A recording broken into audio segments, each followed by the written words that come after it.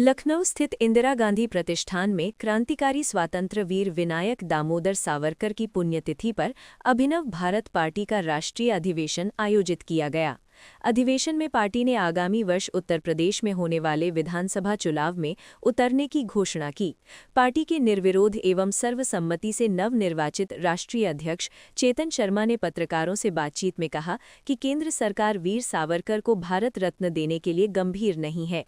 उन्होंने सावरकर के योगदान का उल्लेख करते हुए कहा कि उन्होंने युवावस्था में अभिनव भारत संगठन की स्थापना की और स्वतंत्रता संग्राम में महत्वपूर्ण भूमिका निभाई। चेतन शर्मा ने बताया कि पिछले वर्ष पार्टी ने सावरकर को भारत रत्न दिलाने की मांग को लेकर देश भर में सावरकर सम्मान यात्रा निकाली और राष्ट्रपति के नाम लगभग 800 ज्ञापन सौंपे, लेकिन अब तक केंद्र सरकार ने इस दिशा में कोई कदम नहीं उठाया। अधिवेशन में पारित प्रस्तावों पर बोलते हुए उन्होंने कहा कि देश में गाय को राष्ट्रीय पशु घोषित किया जाना चाहिए, जिससे उसे कानूनी संरक्षण मिल सके। विधानसभा चुनाव को लेकर उन्होंने कहा कि अभिनव भारत पार्टी उत्तर प्रदेश की लगभग 300 सीटों पर प्रत्याशी उतारने की तैयारी में है और जल्द ही चुनावी रणनीति को अंतिम रूप दिया जाएगा। कार्यक्रम का शुभारंभ भारत माता की स्तुति और वंदे भारत गीत के साथ दीप प्रज्वलन कर हुआ।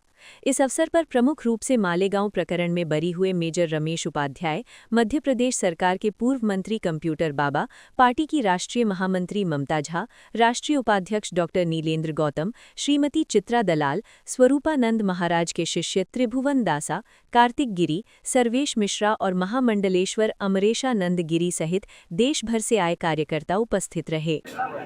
देखिए, अभी तो ये राष्ट्रीय अधिवेशन जो था, ये 4 साल के अंदर हमको राष्ट्रीय अध्यक्ष का चुनाव कराना था।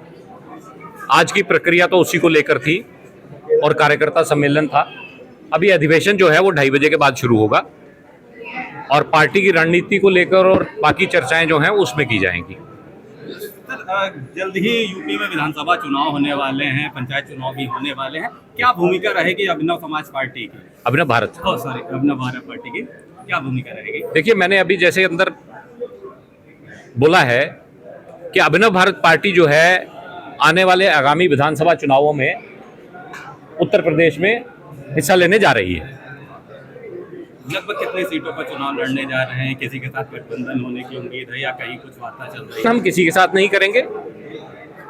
हम एक छत्र चुनाव लड़ने जा रहे हैं और हम प्योरली सनातन बेस्ड पार्टी हैं, इसलिए मुझे नहीं लगता कि हमारा किसी से गठबंधन बैठेगा। तो हम अकेले ही अपने दम पर चुनाव लड़ेंगे। और जैसे कि मैंने कहा है अभी कि आज की सत्ताधारी पार्टी जो है, मैं एक पर्टिकुलर पार्टी की बात कर रहा हूं, मैं एनडीए की बात नहीं कर रहा हूं। आज की जो सत्ताधारी पार्टी है, जितनी सीटों पर वो चुनाव लड़ेगी, अभिनव भारत पार्टी उससे 2 सीटें फालतू लड़ेगी। देखिए, इसमें बहुत स्पष्ट ट्रेंड है। मैं अभी कुछ दिन पहले मुक्तेश्वरानंद जी से मिला हूं, काशी में जाकर मैंने उनसे भेंट करी है और हम अभी ये तो नहीं कहेंगे कि हम उनको समझाया है, लेकिन हमने कुछ सुझाव दिए हैं कि जैसे मैंने अभी कहा है कि राजनीति और धर्म को आपस में मिक्स नहीं करना चाहिए। धर्म हमारी आस्था है और मेरी उन राजनेताओं से, चाहे वो किसी भी पक्ष के हों, उनसे भी मेरा ये अनुरोध है कि वे धर्म में हस्तक्षेप ना करें। धर्म एक आस्था का विषय है। ये जो हो रहा है, ये सब का सब मुझे लगता है कि स्क्रिप्टेड ड्रामा है। एक स्क्रिप्ट तैयार किया गया है जिसके अंतर्गत देश की बड़ी ताकतें जो हैं वो ये सब करा रही हैं और कहीं ना कहीं माननीय योगी जी भी इस बात को नहीं समझ पाए, भाप पाए, और भगवान शंकराचार्य भी इस बात को नहीं भाप पाए। मुझको व्यक्तिगत इस बात का अफसोस है कि ये जो हुआ है और जो हो रहा है, ये ठीक नहीं हो रहा है। इस समय जो है, मैं आपको स्पष्ट बता दूं कि कार्यकर्ता जो है, कार्यकर्ता तो एक पर्टिकुलर पार्टी का होता है, लेकिन सनातनी जो है वो भ्रमित है।